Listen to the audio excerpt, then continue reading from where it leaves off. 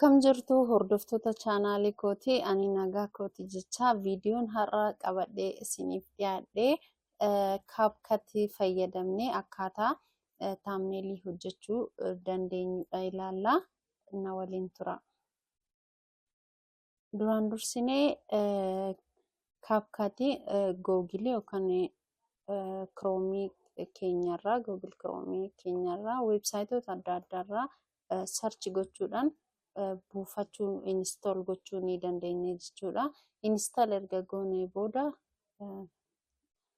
sana booda in buufannaa kompiitara keenya irratti moobaayilii irrattis buufachuu ni dandeenya. Egaa buufannee booda haala kanaan desktop irra nuuf ta'a. Yeroo banamu install erga ta'ee booda haala kanaan ta'a jechuudha. Sana booda maal goona create project jenna.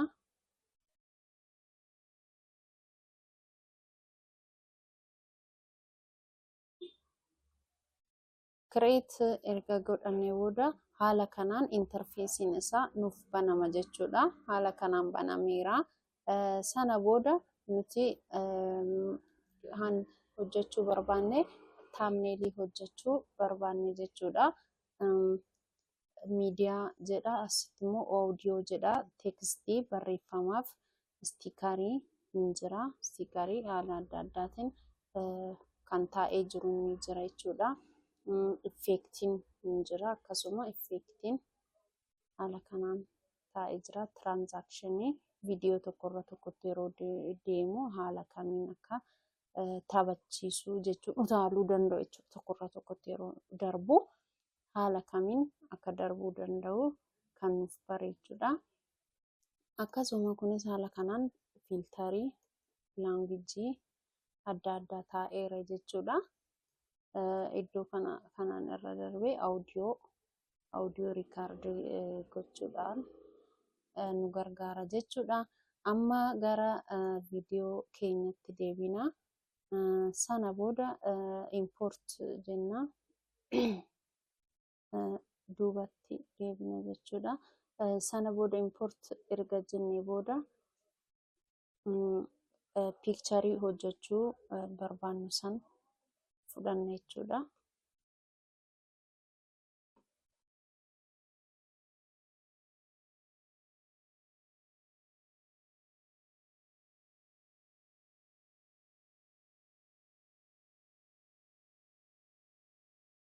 Picturii JPG dhaan taa'ee fudhachuu qabdu jechuudha.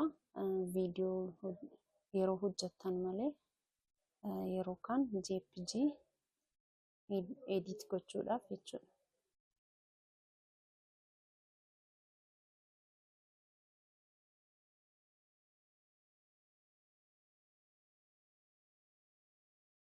Desktop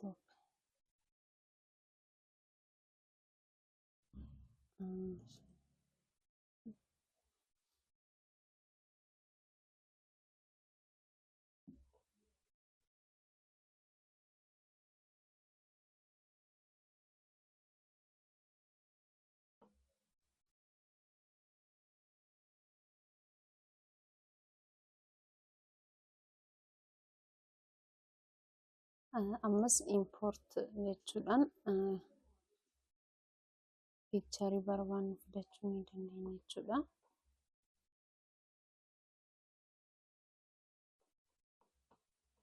Picturiin ani barbaadaa jiru picturii akkamiiti yoo jettan picturii thumbnailiin hojjetamee taa'ee jiruun barbaadaa jira.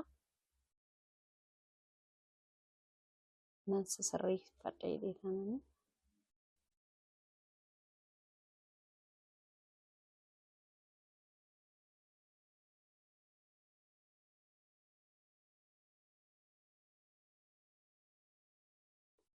Haala kanaan select ergan godhee booda nan fidadha jechuudha. Wantiin hojjedhu interfeesiin keenya kana jechuudha. Sana booddee ammaani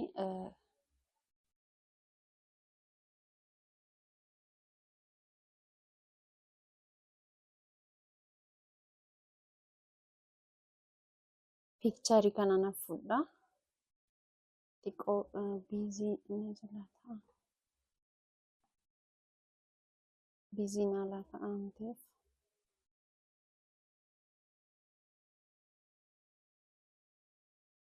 Haala kanaan erga naaf fidee booddee reeshoo keenya ni sirreeffannaa. Reeshoon keenya yuutuubiidhaaf waan ta'eef taamnaliin 16-19 ol kaa'uu qabna jechuudha. Haala kanaan ol keewwanna jechuudha.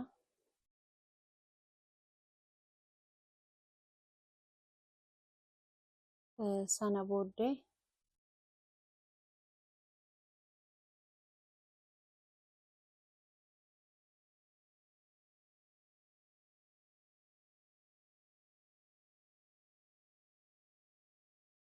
haala kanaan isheen tun akka nu zooruuf nu gargaara jechuudha.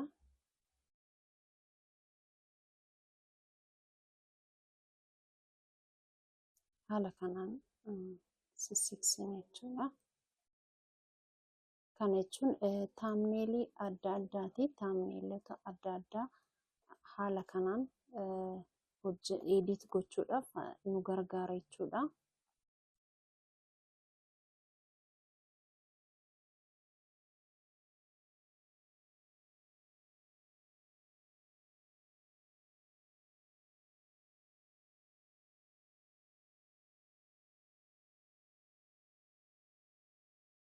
Haala kanaan erga teessisnee booda asitti barreeffama barreessuun waan nu barbaachisuuf taamneelii keenya maaliif taamneelii erga hojjannee booda ergaan dirqama waan ta'eef ergaa keenya barreeffamaan dabarfanna jechuudha. Iddoo kana dhufnee teekist kan jedhu ni jirti. Teekist kana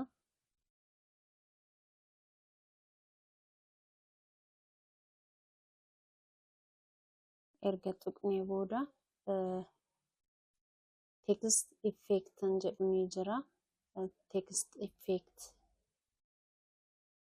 kana keessa yoo seenne baay'eetu jira jechuudha. Haala nuti barbaannuun as keessaa filannee haala nuti barbaannuun ni jira jechuudha. Teekistiin halluu qabanis halluu hin qabnes ni jiru jechuudha. Baay'eetu jira.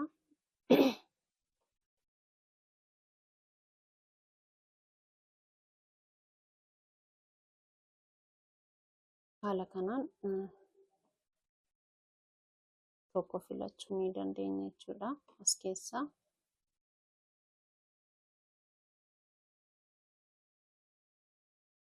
Ani fakkeenya ishee kana filadha.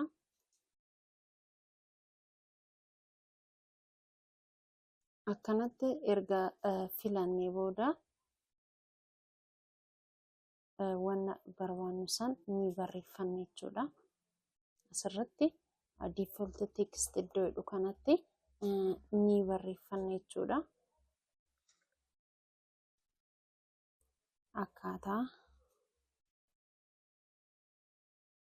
Akkaataa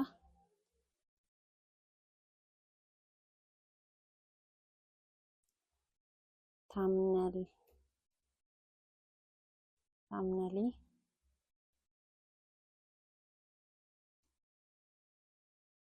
hojjetan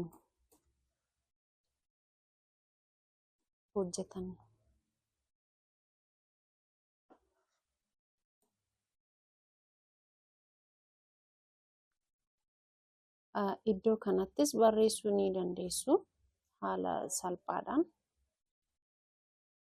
Akkaataa taamneelii hojjetan jedheen barreessa jechuudhaan haala kanaan erga sissiqfannee booda saayizii isaa iddoo kanaa foont saayizii kanatti bal'isuus ni dandeenya, xiqqeessuus ni dandeenya, akka barbaanne gochuu ni dandeenya jechuudha. Haala kanaan erga teessisnee booda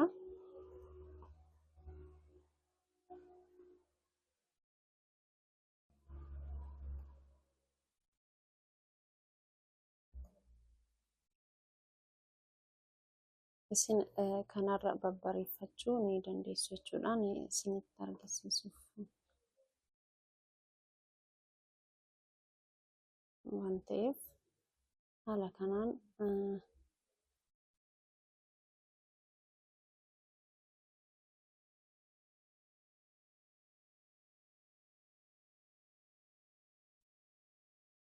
kanaan erga hojjetanii booda maal goona ishee kana seef godhachuu qabna jechuudha. Thumbnailiin keenya isa kanaadha. Waa hedduu irratti CapCut irratti waa hedduu hojjechuu ni dandeessu. Ani garuu kanan hojjedhe thumbnailiidha. Thumbnailii fakkeenya iddoo kanas footoo fayyadamuu ni dandeessu. Wanna barbaadan fayyadamuu ni dandeessu jechuudha. Ani thumbnailota adda addaa hanan kaa'ee thumbnailii akkaataa thumbnailii itti hojjechuu dandeenyu kan jedhu wannan mata duree godhadhee fi sana booda akkanatti erga hojjetannee booda iddoo kana seenna. Expert still frames jenna. Iddoo kana erga seennee booda name wanna seevii ittiin godhannu iddoo kanatti fakkeenya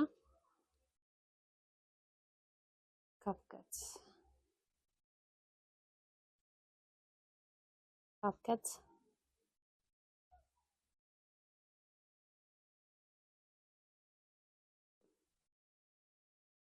jedhee ergan barreessee booda iddoo kanatti desktop irra naa ta'a jechuudha. Iddoon kun expertitu eessa akka nuuf taa'uudhaa fi desktop irra jechuudha. Ani godhadheeru inni desktop irra nuuf kaa'e waan ta'eef anis desktop filadheera. Kuni resolution 1080 ta'a jechuudha. Kan 4K tisin jira viidiyoo guguddaa wanta qaban jechuudha. Resolution 1080 filanna jechuudha. PNG format PNG ni jira, JPG nis ni jira. Garuu nuti kan filannu PNG dhaan quality gaariidha kan jedhamudha. Sana booddee expert jenna jechuudha. Expert yeroo jennu thumbnail keenya haala kanaan seevii nu godheera jechuudha.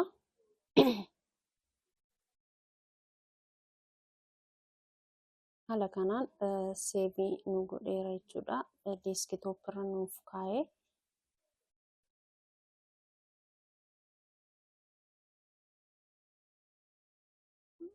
CapCut jennee seevii godhannee